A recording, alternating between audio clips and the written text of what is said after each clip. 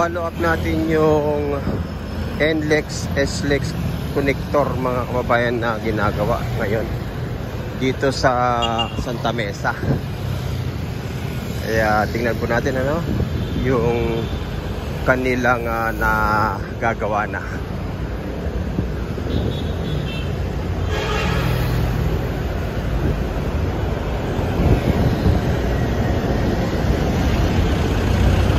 Dito tayo guys to Old Santa Mesa. Ayan o. Yan po yung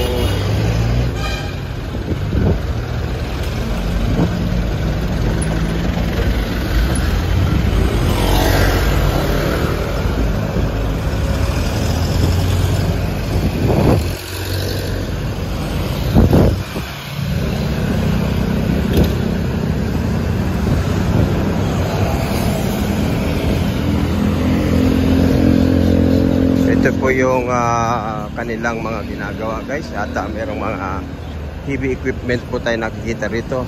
Napakalaking telescopic crane. Ayan o, napakalaki guys o. At ayan o yung steel. Hindi ko alam kung anong tawag dyan ano? Bahala na po kayo, search nyo na lang kung anong tawag dyan sa nasabing bakal na yan na sa tingin ko yan ang gagamitin nilang tulay para maitawid dito sa LRT. Ayan po Santa Mesa NLEX connector. So yan po yung project ngayon. Yan o, nakikita po natin guys. At makikita natin patuloy po yung paggawa ng mga construction worker at may mga nakaantabay. Sa pagkakaalam po natin siguro 24 hours po ang kanilang pagtatrabaho. At malapit na po tayo dito sa ayan o, so sa pagdurugtong to Old Santa Mesa. Ayan po no, to Old Santa Mesa.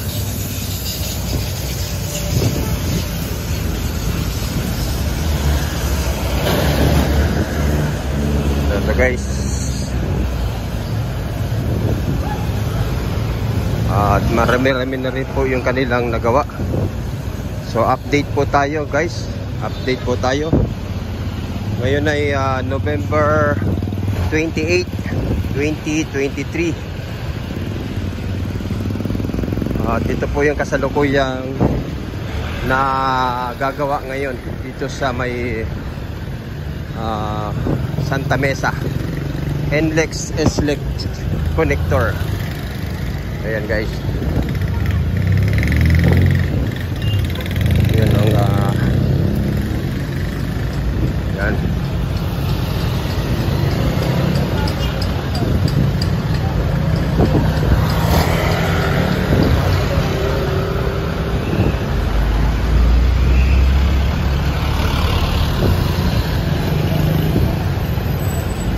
Yan po.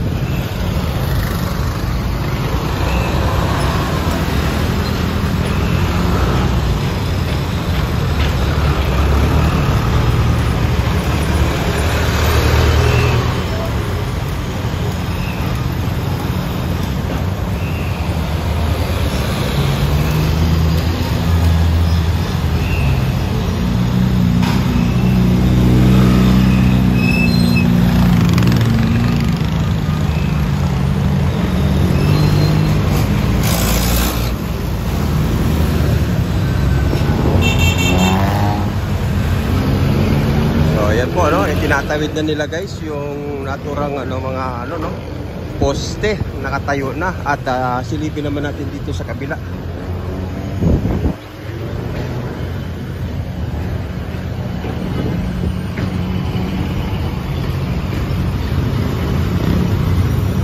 Ayan po naman yung kabila guys.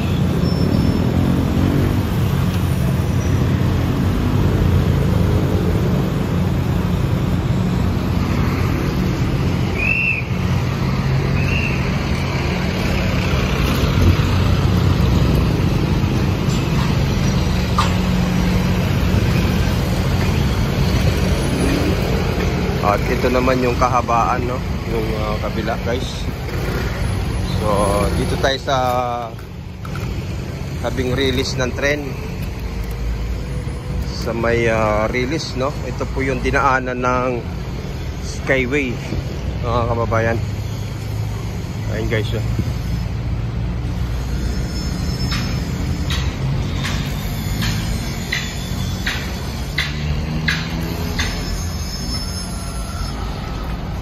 So until now may mga construction worker din po dito na gumagawa, guys.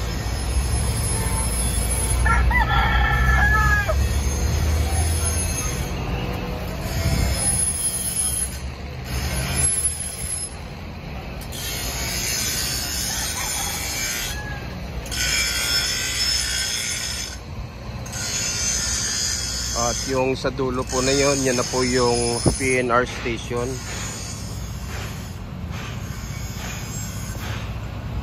Yung PNR station, guys.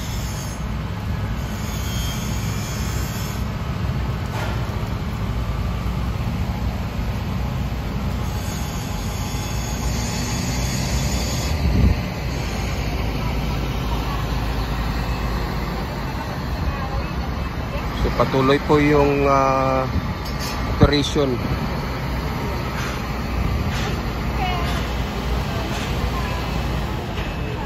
Guys, at yung itaas po na yon, yun po yung LRT line 2 going to Recto and Antipolo.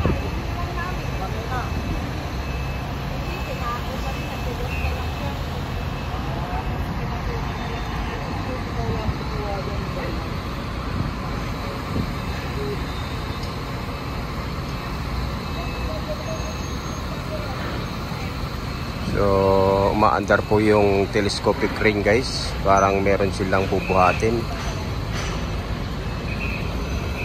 At doon naman sa gawin na yon, may mga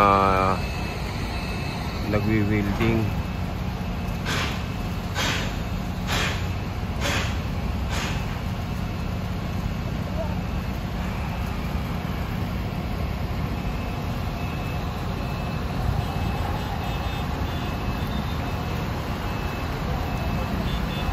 Naulan.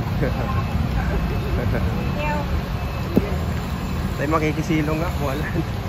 Makikisilong po.